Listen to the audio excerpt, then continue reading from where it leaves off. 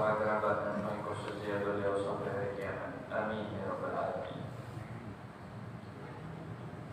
Su'ila radhiyallahu ta'ala anhu wa nafa'ana bihi kaifa nukhriju hadzal 'alam alladhi na'ishu fihi min qulubina ma'a annana fi nafsi al-waqt na'ishu fihi. Suatu ketika beliau pernah ditanya bagaimana caranya kita itu membuang atau menghilangkan rasa pengaruhnya dunia dalam diri kita. Sedangkan kita hidup di dunia. Orang bilang kalau tak ada duit tak hidup. Orang bilang kalau tak ada duit, dengan duit hidup boba, dan seterusnya dan seterusnya. Itu pemahamannya. Nah, pertanyaan ini pernah sampai ke beliau. Apakah seseorang itu kalau sudah menempuh jalan ibadah, dia harus meninggalkan dunia, atau sebaliknya, kalau sudah berada di dunia, jalur dunia, dia tidak bisa beribadah, dan seterusnya dan seterusnya. Nah, maka beliau mengatakan, "Anta'lam anna likulli syai'in fi hadzal 'alam wajhan." Kita harus mengerti bahwa segala sesuatu di alam semesta ini ada dua arah. Rumah, kendaraan, duit, dan seterusnya itu dilihat dari dua sisi. Wajhun min haitsu dzatu dzalikal makhluq munqati'. Pertama, kita harus melihat bahwa makhluk itu sesuatu yang terputus. Apapun itu di dunia ini semua sifatnya terputus. Dan hukum dunia ini wajib berubah. Semewah-mewah rumah ada masanya dia boho sampai hobo.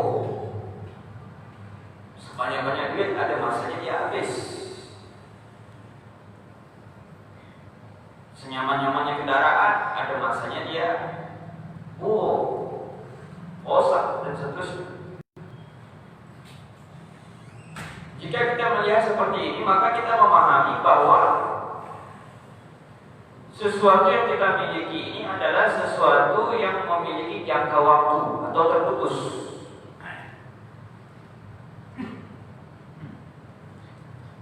Arah yang kedua, kita harus melihat bahwasanya min haitsu khalqul haqqi wa ayatuhu al-mahfuzatu fi wa dalalatuhu alayhi bahwa bidzalika muttasilun bil haqq. Satu sisi kita harus melihat bahwa itu makhluk itu, dunia itu adalah ciptaannya Allah. Di dalamnya itu ada tanda-tanda kebesaran Allah. Maka kalau itu kita kaitkan dengan Allah, maka yang kita miliki itu bersambung dengan Allah. Simpelnya kita memahami bahwa satu sisi yang kita miliki di dunia ini, rumah, kendaraan, uang dan seterusnya, itu sebagai pertama tanda-tanda kebesaran Allah kepada kita atau nikmat yang Allah kasih kepada kita, sehingga itu terhubung kepada Allah. Maka itu tidak akan terputus. Kullu syai'in halikun illa wajha. Ya. Nah, maka beliau katakan, kalau kita melihat dari sisi pertama, kita pasti akan terputus dari Allah. Karena kalau bergantung dengan sesuatu yang terputus, pasti akan terputus. Apalagi kalau orang itu menaruh harapan kepada sesuatu yang terputus. Dia menaruh harapan perubahan dalam hidupnya dengan urusan dunia. Sakit hidup kok tak ada kerja, sakit hidup kok tak ada duit, sakit hidup. Jadi menggantungkan kesusahan pada dunia. Padahal dunia itu bukan Tuhan. Banyak juga orang punya duit, gila gak dia? Banyak orang kaya tapi susah hidupnya. Jadi menggantungkan kebahagiaan dengan uang itu salah. Memang iya, manusia itu dilihat dia kalau dengan duit. Iya, Ustaz. Itu mana dilihat dia. Tapi menggantungkan kebahagiaan dengan itu salah. Ya. Akhirnya apa? Ketika diminta untuk zakat, tidak mau. Diminta untuk sedekah, tidak mau. Karena dia merasa kalau dia keluarkan uang dia, akhirnya hilang kebahagiaan dia. Jadi segala perbuatan dia diarahkan ke uang terus, ke duit terus. Alah, kita kita yang begitu bebe.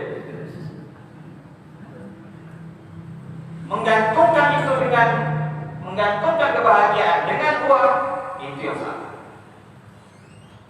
Jangan sampai kita beranggapan hidup tidak akan bahagia kecuali kalau punya duit. Nah, itu salah. Hidup tidak akan terhormat kecuali menjadi seorang pejabat, itu salah.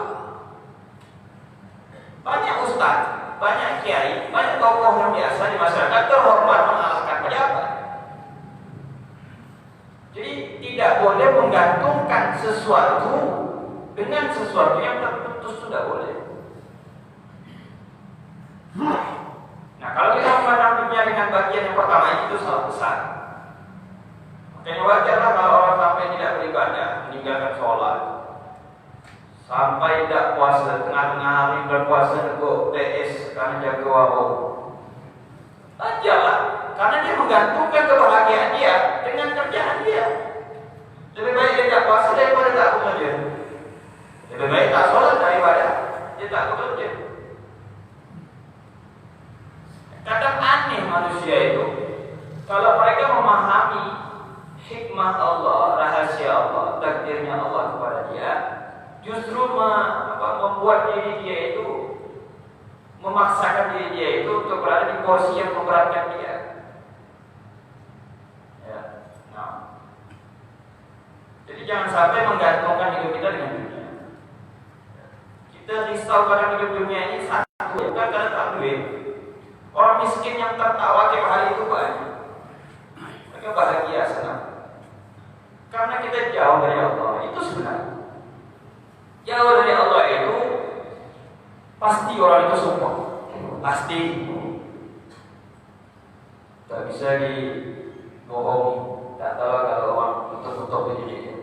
Pasti kalau kita jauh dari Allah, pasti sombong itu. Ada aja masalahnya itu ada. Karena jauh, cobalah paksakan diri kita itu kenalan sama Quran, coba baca Quran, asli tenang kita, ya, baca Quran. Jadi menggantungkan kebahagiaan dengan Allah itu yang benar, menggantungkan kebahagiaan dengan Allah. Nah yang kedua, kalau kita memandang dunia itu sebagai alat bagi kita untuk memudahkan hubungan kita dengan Allah, maka itulah dunia yang bermanfaat untuk kita.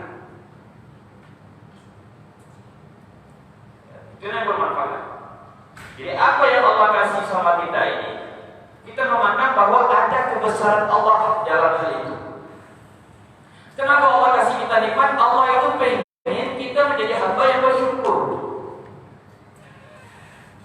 Nah, kenapa kita belum dapat nikmat? Allah pengen kita menjadi hamba yang sabar. Kedua-duanya itu sesuai dengan keinginan Allah yang terbaik untuk kita. Ya. Maka sampai dikatakan Nabi, orang mukmin itu tak ada dalam kamus orang beriman itu susah atau kalah, itu tidak ada. Dalam kamus orang yang beriman, mereka susah kalau sabar, mereka dapat kebaikan dan pahala. Kalau mereka senang dan bersyukur, mereka juga dapat kebaikan dan pahala. Jadi tidak ada kita itu dalam kesusahan atau kekalahan, tidak ada. Nah, kita memandangnya seperti itu. Kalau Allah kasih kita nikmat, kita bersyukur dan itu baik untuk kita. Kita memandang bahwa ada kebesaran Allah di situ, ada karunia Allah di situ, ada nikmat Allah di situ. Apalagi sampai ada ayat mengatakan wa in min syai'in illa yusabbihu bihamdihi. Tetapi kata Allah, kita tidak paham tasbihnya itu seperti apa. Bukan seperti suara manusia. Tasbihnya dinding itu seperti apa? Kita tidak tahu, tapi dia bertasbih. Jadi makhluk dunia yang ada di depan mata kita ini dipertontonkan oleh Allah bahwa mereka semua ini memuji kepada Allah. Tetapi kita tidak tahu bentuk tasbihnya itu seperti apa, kita tidak tahu. Yang pasti mereka bertasbih. Nah, kita memandang dunia dengan pandangan seperti itu. Ya, bahwa yang kita miliki ini, yang dititipi oleh Allah kepada kita, itu harus menghubungkan kita dengan Allah. Harus menghubungkan dengan Allah. Sehingga apa yang kita miliki itu kita arahkan ke sana semua. Kemudahan yang Allah kasih dan urusan duniawi kita manfaatkan untuk memudahkan ibadah kita dengan Allah. Punya motor kita gunakan untuk rajin ke masjid, majelis. Punya kendaraan lain yang seterusnya ya kita gunakan. Punya kenyamanan, punya rezeki lebih, beli sejadah yang bagus sedikit, beli minyak wangi biar sholat lebih tenang, beli baju yang bagus supaya ibadahnya semangat. Semua dikaitkan dengan ibadah. Jadi Quran yang bagus sedikit, sekiranya hukum itu jelas. Ada Quran hukum tak jelas. Ya, harga rokok kadang buat kumpulan lebih mahal dari Quran. Beli Quran, sekiranya kalau dipandang hukumnya jelas. Jadi ngaji punya kasih minyak wangi sambungan mahal biar harum Quran. Itu menggunakan dunia untuk memudahkan hubungan kita dengan Allah. Ya, dengan Allah. Nah, seperti beliau mengatakan, saya ini memakai kacamata. Kata beliau mengatakan, saya sekarang menggunakan kacamata. Kalau orang melihat sekilas, pandangan beliau itu di dalam, mata posisi di dalam, tapi pandangannya keluar. Justru kacamata itu menambah kemampuan di dalam melihat sesuatu. Nah, kadang justru dengan adanya dunia bersama kita, justru memperdalam hubungan kita dengan Allah. Dia punya duit, tiap bulan dia umroh. Dia punya duit, kasih beasiswa anak-anak kaum muslimin yang punya kualitas dan seterusnya. Jadi dengan adanya dunia memperdalam hubungan dia dengan Allah. Memperdalam hubungan dia dengan Allah. Punya duit lebih, bangun masjid. Ya. Jadi memperdalam hubungan dia dengan Allah menggunakan dunia. Maka dari itu banyak juga ulama yang kaya itu, banyak juga ulama yang kaya. Tapi mereka tidak menggantungkan sekali lagi hidup mereka dengan dunia. Yang namanya zuhud itu bukan tak boleh bukan harta. Zuhud itu mengeluarkan ketergantungan kita kepada dunia. Tidak menggantungkan kebahagiaan kita. Sedih dia dalam minggu-minggu ini kalau ketemu dia muka cemberut terus, rupa duit tak ada. Begitu dikasih duit, murah senyum. Dia seakan-akan duit itu lah bahagia kan. Nah, kalau urusan duit ini berat, pembahasan soal duit ini paling berat. Duit. Yang kedua, pokok. Sama duit. Paling berat bahasa. Jadi kita memandang dunia itu dengan dua sisi ya. Pertama, kita memandang bahwa hakikatnya itu sesuatu yang terputus. Suatu ketika Nabi pernah menerima ghanimah, rampasan perang banyak. Sahabat dibagi-bagi, senang hati sahabat dibagi-bagi semua. Nabi mengatakan, wahai sahabat sekalian, ketahuilah, aku itu bukan takut kalian ini fakir, kalian miskin. Aku tidak khawatir. Tapi yang aku khawatirkan justru kemudahan dunia gampang bagi kita. Terbuka, dunia mengeluarkan isi.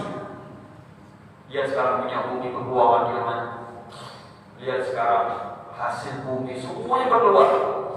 Akhirnya ini menemukan ada misalnya ada minyak di kebun, jadi itu dia khawatirkan Nabi. Ketika isi dunia berkeluaran, kita saling perang, saling pukul, saling fitnah untuk merebutkan. Itu dilakukan oleh Nabi. Kenapa sampai hal terjadi demikian? Karena orang itu menggantungkan hidupnya dengan dia tidak akan merasa berjaya kalau tidak punya harta. Dia merasa tidak akan dihormati orang kalau tidak jadi orang kaya. Ayatadamuna indahumul izzah fa innal izzata lillahi jami'a. Apakah orang itu mengharapkan kemuliaan dari mereka? Sesungguhnya kemuliaan itu hanya bersumber dari Allah. Makanya tidak perlu memaksakan diri harus tampan dan terlawak untuk supaya disukai orang. Tak perlu juga membanting tulang mati-matian untuk mencari harta supaya dihormati orang. Yang perlu itu apa? Perbaiki hubungan kita dengan Allah. Perbaiki hubungan kita dengan Allah. Kalau ada uang kita kenakan, kalau masih tergagap-gagap baca bawaan, kenakan. Itu dulu kita perbaiki. Baru yang lain. Nah, la ilaha illallah. Khuruj ash-shuhud min batin. Fahada kaum dari yaitu fi baqina ma'al inqata'na 'anillahi bihi. Justru kalau kita melihat dengan pandangan yang pertama dan kita menggantungkan hidup kita, maka kita bisa terputus dari Allah dengan dunia. Kita bisa terputus dari Allah dengan dunia. Seperti Qarun itu sebelum menjadi orang kaya, dia itu pernah minta doa sama Nabi Musa. Macam kita zaman kita pun, waktu usaha dia bertembus, saya minta air rumah bawa air minta dulu. Itu tembus, hilang. Cakap dari kapal. Ingat saya ngomong. Jadi Qarun itu datang minta kaya, kasih Allah kaya. Sampai Allah mengatakan dalam Al-Quran, Inna Qaruna kana min qaumi Musa fadala alaihi wa atainahu minal kunuz. Kami datangkan dia, kata Allah, kami kasih dia dari harta. Ma inna mafatihahu latanu bil usbati ulil quwwati minhu. Kuncinya saja, kunci peti harta Qarun itu hanya bisa dibawa oleh orang-orang yang kuat. Kita tak mampu bawa kunci Qarun. Pertama saking banyaknya, kedua saking beratnya. Itu kunci dia, kunci petinya. Maka kalau ada harta ditemukan bawah tanah dikatakan harta Qarun, saking banyaknya. Fakhasafna bihi wa bidarihi al-ardh fama kana lahu min fi'atin yansurunahu min dunillah wa ma kana minal muntasir. Kami binasakan karena dia durhaka, kufur. Dia sama. Wa asbaha alladziina tamannaw makanahu bil amsi yaquluna wa ka'anna Allah yabsutu rizqa liman yasha'u wa yaqdir. Kemarin sebelum Qarun dibinasakan sama Allah, banyak orang-orang berdoa memohon meminta kepada Allah supaya seperti Qarun. Ada orang kaya di sekitar kita. Banyak orang berharap, ya Allah saya pengen jadi seperti si fulan. Ada orang terpandang di zaman kita.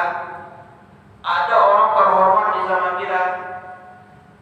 Orang banyak berharap supaya menjadi seperti mereka. Tapi ketika mereka durhaka dibinasakan oleh Allah, itu akan berbalik. Yang tadinya orang berharap menjadi seperti mereka, orang akan berubah justru berlindung dari Allah untuk menjadi seperti mereka. Mereka mengatakan ka'anna Allah yabsutu rizqa liman yasha'u wa yaqdir. Laula amanna Allahu 'alaina la khasafa bina. Mereka mengatakan apa? Ternyata Allah itu mengatur rezeki sesuai yang Allah katakan. Kalau seumpama kami mendapatkan yang seperti Qarun, kami pun akan binasa. Jadi terkadang ada ayat yang berbunyi, dan kalau itu ayat yang berbunyi, walau basatallahu rizqa li'ibadihi la baghaw fil ardi walakin yunazzilu biqadri ma yasha. Innahu bi'ibadihi khabirun basir. Allah katakan apa? Kalau kami turuti kemauan manusia dengan harta, setiap doa ya Allah duit kabul, setiap doa ya Allah duit kabul, setiap doa ya Allah tanahku laku, setiap doa ya Allah pukul diberi Allah, setiap doa ya Allah kasih.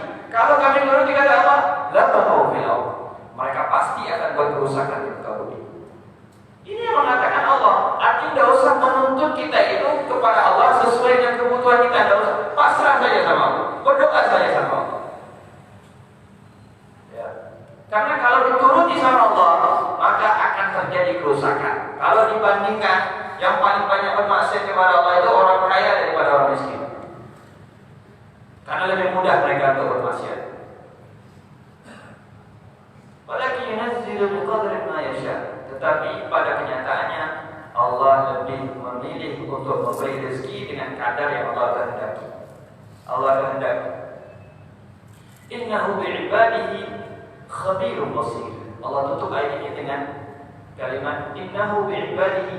Sesungguhnya Allah dengan hambanya khabirun, maha paling pengalaman, sangat mengetahui, sangat mengerti. Basirun, mengetahui, memahami Allah itu kepada keadaan kita. Ya. Jadi jangan seolah-olah kita berdoa mengatur Allah, atau ngasih saran sama Allah, atau ngasih usul sama Allah. Ya Allah, kalau tanah laku ini, anak-anak batu masjid, terus anak-anak umur. Kadang dia mensyaratkan begitu karena ada maunya sama Allah. Jadi seakan-akan kita beribadah kepada Allah, berdoa kepada Allah yang harus ada timbal balik. Ngapain tidak masjid? Cuma ada masjid, tak ada kanan-kanan usaha, tak ada kanan-kanan laku detik dan berdoa, tak ada. Jadi seperti harus ada timbal balik ibadah kita sama Allah. Yang menyebabkan itu apa? Dunia. Jadi dunia itu yang mengatur hubungan kita sama Allah. Semangat dan lemahnya kita itu dunia yang mengatur. Nah, inilah bukti bahwa kita sudah bercampur dengan kepentingan dunia. Ya, kita sudah bercampur dengan kepentingan dunia. Padahal semua itu di mata Allah. Apa kata Nabi mengatakan, "Law kanatid dunya tazinu 'inda Allah janaha ba'udatin ma saqa kafiran minha syarbata ma." Kalau seumpama dunia bernilai di sisi Allah seperti satu bagian sayap nyamuk, maka orang kafir tak akan Allah kasih segelas air minum. Tak akan ada mereka yang Allah kasih air minum. Tapi buktinya mereka yang lebih nyaman di dunia ini. Itu menandakan bahwa bukanlah tempat kita dunia ini, bukan tempat untuk kita gantungkan hidup kita kepada itu. Ya, sebanyak-banyak harta yang kita dapatkan, besok kita akan menghadap kepada Allah dan itu semua akan tinggal. Jadi yang baik itu justru memutuskan hubungan kita dengan Allah. Carilah dunia, tapi larikan, arahkan itu untuk mendekatkan kita kepada Allah. Kadang agama ini juga harus dikuatkan dengan uang, dengan dananir wa darahim, dinar dan dirham. Ya, sakit juga berjuang. Macam pesantren, kalau ada donatur sakit juga. Ya. Masjid, kalau tak ada yang menyumbang, sakit ya. Jadi negara dunia itu dibutuhkan untuk mempermudah dakwah, untuk mempermudah hubungan kita dengan Allah. Ya. Bukan hubungan kita dengan dunia, hubungan kita dengan Allah. Ya. Nah. Jadi kita tidak terlalu memaksa dan mengukur. Kalau dilihatkan kepada Allah, setiap isi doa kita itu dunia ya, maju nanti kita di akhirat. Setiap dia angkat tangan sampai nangis-nangis, tak ada yang minta duit bos. Jadi macam Allah ni bos dia. Kalau dilaporkan, dilihatkan sama Allah di hari kiamat, dinampakkan sama Allah. Selama kita hidup di dunia, apa yang pernah kita minta diperlihatkan sama Allah. Tak ada cerita lain. Maju kita. Coba kita minta dosa ampunkan ya Allah. Air ditutup ya Allah, bersihkan hati ya Allah, bersihkan pikiran, bersihkan pandangan, bersihkan pendengaran. Kasih kita ilmu yang bermanfaat, kasih kita mengerti memahami Quran, kasih kita merasakan nikmat nyamannya belajar, kasih kita rasa apa yang dirasakan oleh orang-orang saleh. Minta yang seperti itu, sesuatu yang sangat bernilai di mata Allah, sesuatu yang sangat berharga. Kalau kita minta kepada Allah, kata Rasulullah, mintalah Firdaus. Kalau kita minta kepada Allah, mintalah Firdaus. Firdaus itu surga yang paling tinggi. Tidak bisa dimasuki kecuali orang-orang yang disayang oleh Allah, yang memiliki kualitas ibadah yang tinggi. Artinya kalau kita minta berdoa kepada Allah, mintalah kemudahan untuk bisa beribadah kepada Allah sebagaimana orang-orang yang khusyuk dalam beribadah kepada Allah, yang bisa mengantarkan kita kepada surga Firdaus. Surga Firdaus itu surga yang paling tinggi ya. Kalau neraka yang paling bawah, neraka Jahannam. Neraka Jahannam. Nama neraka yang mau dihalusi semua tempat rekreasi. Dia takut kalau sebut neraka itu panas. Dia mau reuni sama kawan-kawan neraka. Nah, la ilaha illallah. Nah, yang kedua kita memandang dunia itu bahwa dia adalah sesuatu yang memudahkan hubungan kita dengan Allah. Dengan Allah. Ada duit lebih beli gamis yang bagus sikit. Ada duit lebih beli kopiah yang bagus sikit. Jangan begitu gini yang tepuk kopiah. Tepuk tahan kopiah. 2.000 yang kopiah. Padahal rumah mewah. Rumah mewah, ada motor apa segala macam. Murah-murah bagi urusan agama aja. Padahal itulah yang bermanfaat setelah kita meninggal. Ya. Nah. Jadi maka tidak ada dikatakan mubazir kalau orang itu mengeluarkan uangnya untuk agama. Tak ada istilah mubazir, tak ada. Tak ada istilah mubazir. Ya. Jangan macam-macam batin. Itu dia minta sedekah ke orang anak yatim, dia bilang budak kecil tak boleh makan banyak duit.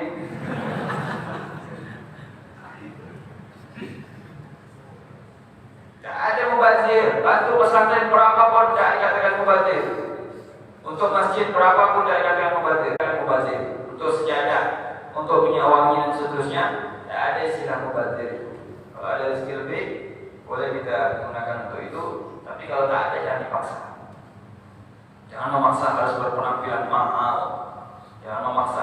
Nabi itu karena yalbas ma yajib.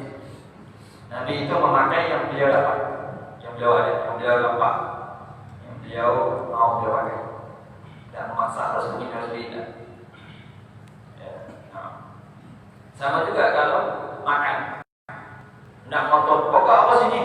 Selain ini tak mau. Karena sallallahu alaihi wasallam ya pun beliau itu makan apa yang ada di rumah.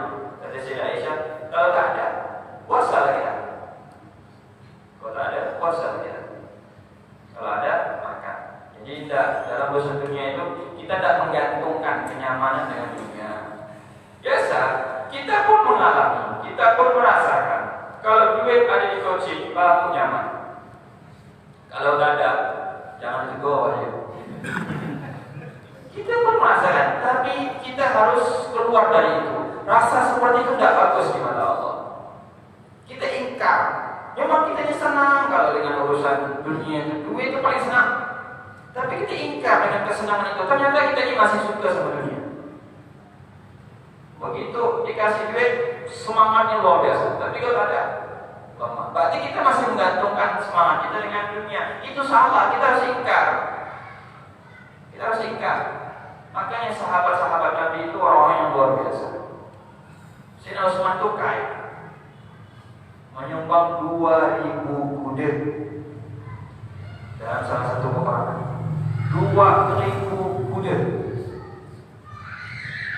ya, dalam salah satu peperangan.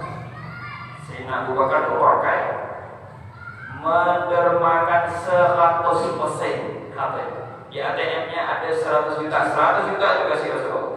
Kalau kita kan pengen ada ini, kita mau. Hanya masih Habib. Habib itu tak suka dunia.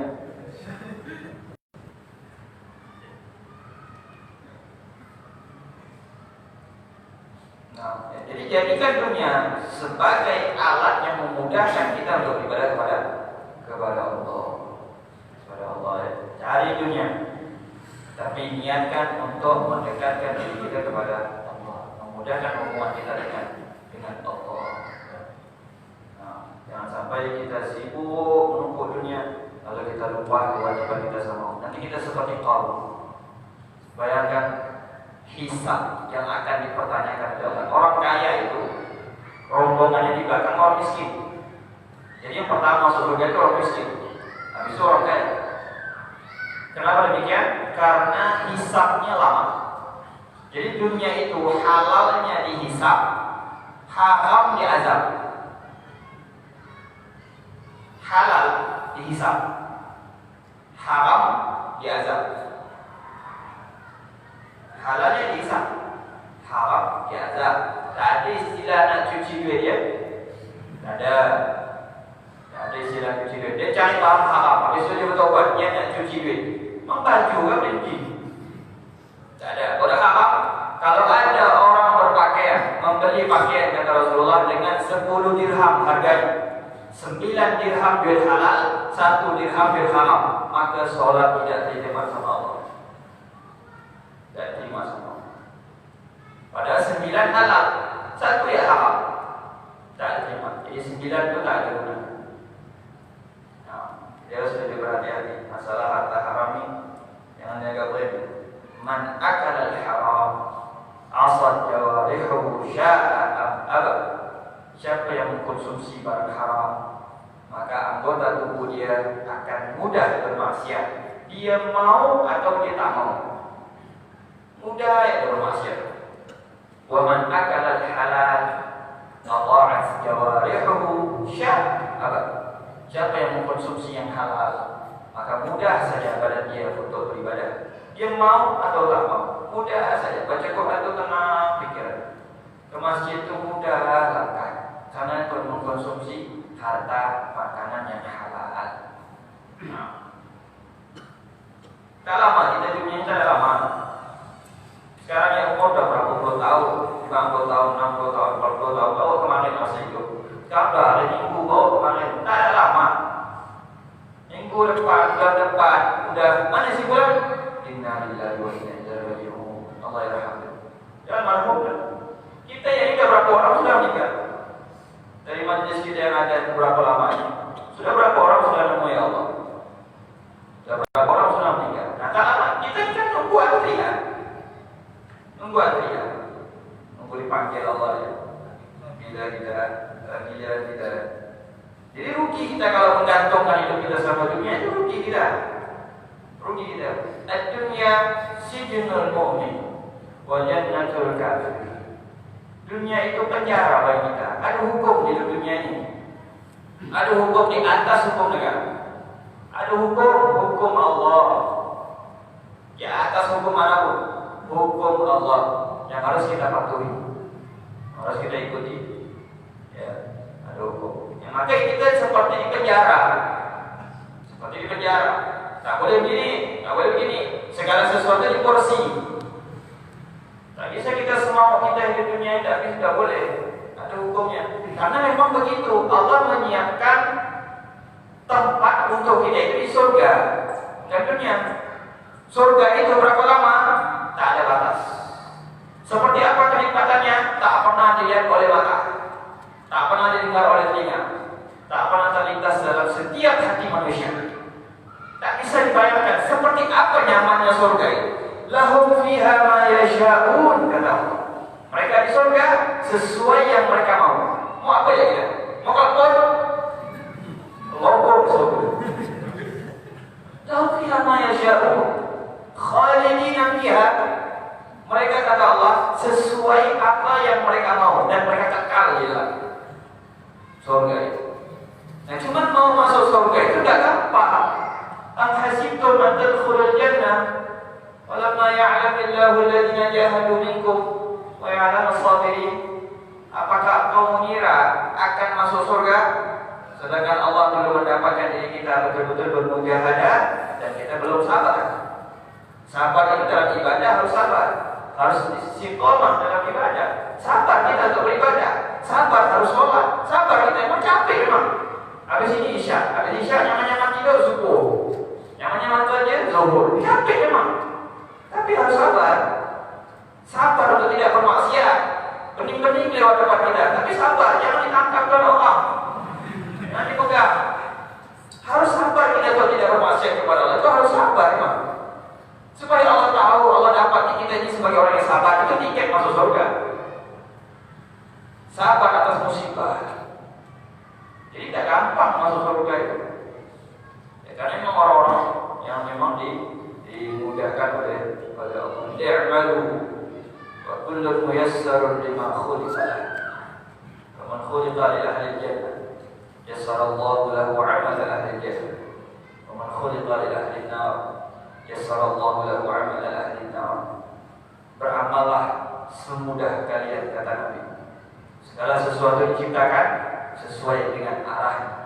Siapa yang mudah melakukan amal kebaikan, berarti Allah telah menjadikan dia sebagai ahli surga. Siapa yang mudah bermaksiat, berarti jalur dia ke neraka. Kita tahu ya, kita ini arahnya kemana. Kalau kita mudah saja beribadah, nyaman kalau sholat, ringan nak sholat, ringan nak ngaji, ringan nak nyenangkan awak, berarti jalur kita itu setelah mati surga. Allah itu tidak akan menyia-nyiakan sangkaan hamba. Tapi kalau orang mudah ya dia bermaksiat, tak ada hambatan, nyaman dia untuk bermaksiat, tapi ibadah dia berat, itu jalur-jalur ke neraka. Kalau kita masa demikian, tobat, cek diri kita, kenapa kita ini susah nak ngaji, banyak amal dosa kita ini. Sampai sekarang umur dan 40 tahun belum pernah hantar Quran. Slow ya dia.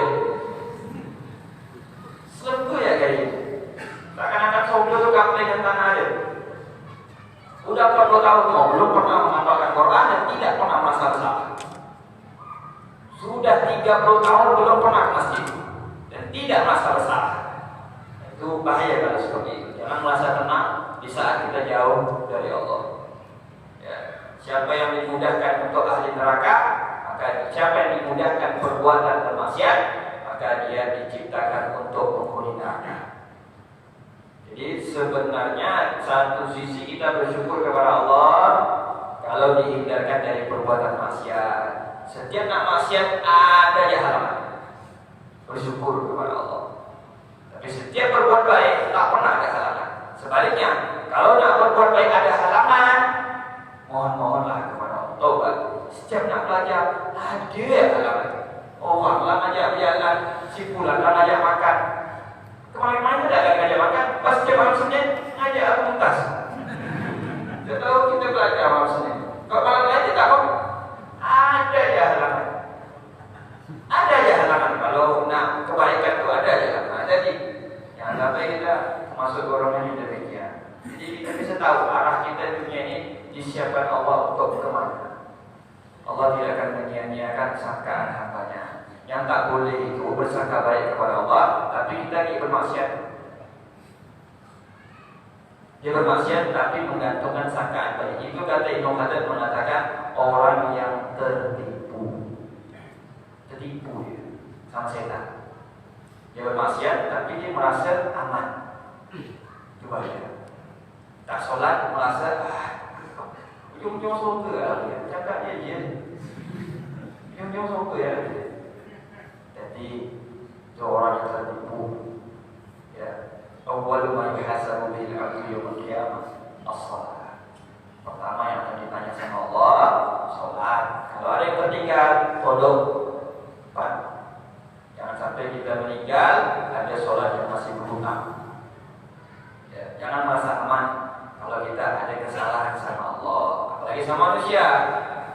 Apalagi sama manusia, terutama yang berhutang. Jangan hutang-hutang tak ditagih, dia pun merasa aman.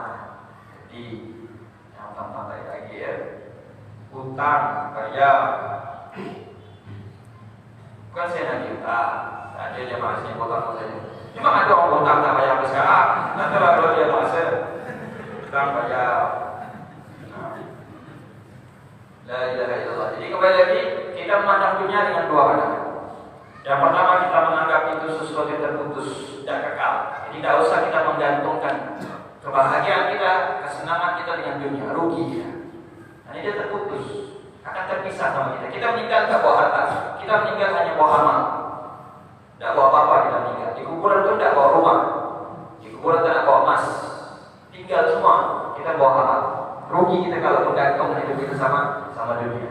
Yang kedua, kita pandang dunia itu sebagai alat yang memudahkan kita untuk dekat sama Allah.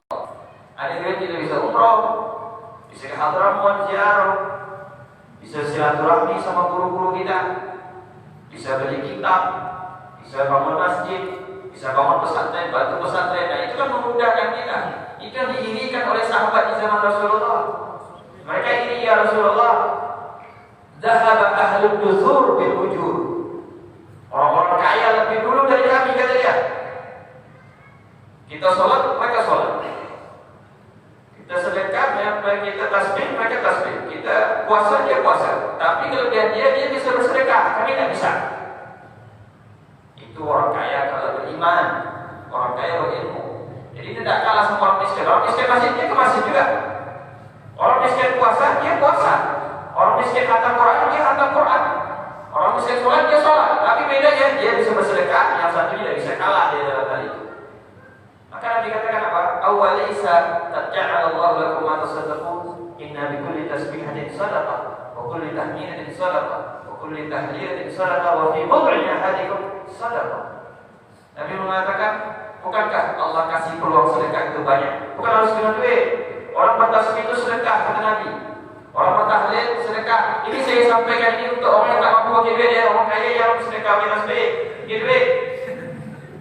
Ini kalau ada orang miskin yang nak sedekah tak mampu, tasbih, tahlil, tahmid. Wa fi bud'i ahadikum sadaqah. Dalam berhubungan suami istri juga sedekah. Ini orang yang tak duit. Kalau orang kaya sedekah pakai duit. Tasbih yang tidak pakai duit.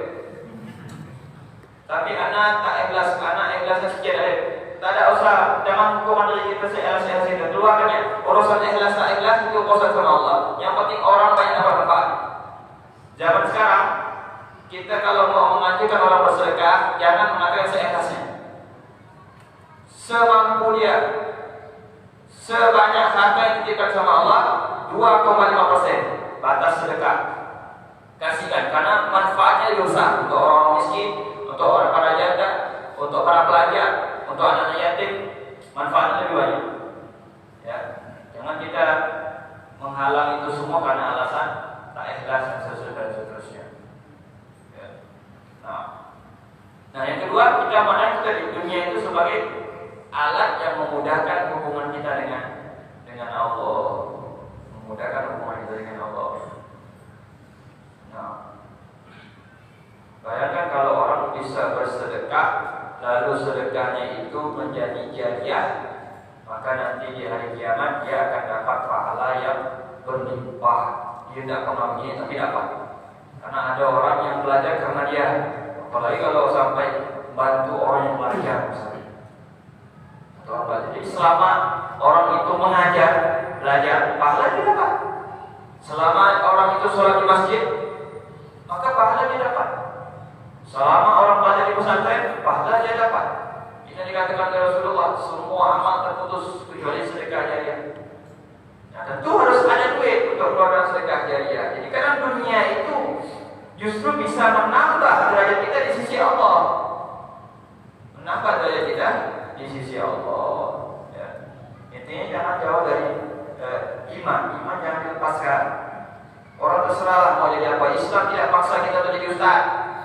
Hidup kita kalau jadi ustaz, tapi jadi orang bermanfaat. Jadi ustaz pun tak manfaat tak guna. Hidup harus menjadi orang yang bermanfaat. Khairun nas anfa'uhum linnas. Sebaik-baiknya manusia orang yang bermanfaat untuk orang lain, kata Nabi. Kalau hanya ada ilmu, kasih manfaat dengan ilmu. Kalau ada uang, kasih manfaat dengan uang. Kalau ada pikiran, kasih manfaat dengan pikiran. Kalau ada tenaga, kasih manfaat dengan tenaga. Jadilah orang yang bermanfaat. Tidak usah maksa diri kita harus jadi. Nanti di luar kemampuan kita. Jadi orang yang bermanfaat. Jadi dalam hidup tidak perlu tidak harus jadi ustaz, tidak harus jadi pejabat, tidak harus jadi tokoh masyarakat. Yang penting bermanfaat, dan itu telah mendapatkan pujian langsung dari Rasulullah. Sebaik-baiknya manusia mereka yang bermanfaat untuk manusia yang lain. Karena kita tidak tahu posisi kita di mata Allah seperti apa. Belum tentu ustaz itu lebih mulia di mata Allah dari orang biasa. ustaz pun dia berilmu saja, ada yang tak beres dalam diri dia. Tapi ada orang biasa, dia menjaga adab, hatinya luar biasa, tak pernah iri sama orang, tak benci sama orang, bermanfaat, mudahkan urusan orang. Justru dia lebih bermanfaat, dia lebih mulia di mata Allah. Ya. Jadi dalam hidup ini kita harus mengejar satu saja target kita, untuk memberikan manfaat kepada orang lain. Ya. Itu sudah sebaik-baik apa yang kita lakukan. Jadi kita tidak buat orang susah, tidak merepotkan orang. Jadi ustaz pun kalau menyusahkan orang mungkin orang tidak menyusahkan orang, ya. Nah, ibadah itu. Maka para terakhir juga mengatakan, "Fakadzalikal aqwan nazidu ma'rifatan bil mukawwin." Begitulah alam semesta ini terkadang juga bisa menambah modal kita untuk lebih kenal kepada Allah Subhanahu wa taala. Maka dikatakan wa fi kulli syai'in tadullu ala annahu al-wahid. Lillahi fi kulli tahdikatin wa taskinatin. Semua yang bergerak, semua yang diam menunjukkan kepada kebesaran Allah. Segala sesuatu yang kita lihat semua mengarahkan kita kepada Allah. Maka ada istilah ahli tasawuf mengatakan la masyhuda illallah, la mawjuda illallah. Tidak ada yang disaksikan kecuali Allah. Tidak ada yang ada kecuali Allah. Segala sesuatu di sekitar kita, yang hidup, yang mati, yang bergerak, yang diam, semua itu menunjukkan kepada kebesaran Allah. Kebesaran Allah. Qul siru fil ardi fanzuru kaifa bada al-khalq thumma yunshi'u Allah nashyata al-akhirah awalam yasiru fil ardi fayanzuru kaifa kana 'aqibatu alladhina min qablihim. Banyak ayat dalam Al-Quran Allah perintahkan kita itu sampai untuk berjalan, meneliti, melihat kuasa Allah, ciptaan Allah, tanda-tanda kebesaran Allah. Karena dengan melihat alam semesta ini terkadang bisa menambah ma'rifat kita kepada Allah, bisa menambah pengenalan kita dengan Allah. Nah, semoga Allah tambah derajat kita di sisi Allah. Allah tambah ilmu kita, Allah tambah ibadah kita, Allah hilangkan semua dosa kita, Allah tutup aib kita, Allah mudahkan urusan kita, Allah lancarkan hajat kita dunia dan akhirat. Hajat dunia dengan kemudahan, hajat akhirat dengan ampunan. Allah kabulkan setiap doa yang kita sampaikan. Allah ampunkan dosa kedua orang tua kita, Allah ampunkan dosa saudara-saudara kita, Allah ampunkan dosa sahabat-sahabat kita, Allah ampunkan dosa setiap orang yang kenal sama kita dunia sampai akhirat. Birahmatika ya arhamar rahimin, ya arhamar rahimin, ya arhamar rahimin. اللهم اجعل جمعنا هذا جمعا مرحوما وتفرقنا من بعده تفرقا معصوما ولا تجعل فينا ولا معنا احدا شقيا ولا محروما. اللهم لا تدع لنا ذنبا الا غفرته ولا هما الا فرجته ولا دينا الا قضيته ولا حاجه من حوائج الدنيا والاخره لك فيها رضا ولنا فيها صلاح الا قضيتها ويسرتها برحمتك يا ارحم الراحمين. اللهم ارحمنا اذا صرنا من اصحاب القبور، اللهم ارحمنا اذا صرنا من اصحاب القبور، اللهم ارحمنا ووالدينا اذا صرنا من اصحاب القبور. بحق ربنا اتنا في الدنيا حسنه وفي الاخره حسنه وقنا عذاب النار. وصلى الله على سيدنا محمد وعلى اله وصحبه وسلم والحمد لله رب العالمين. يا ربنا اعترفنا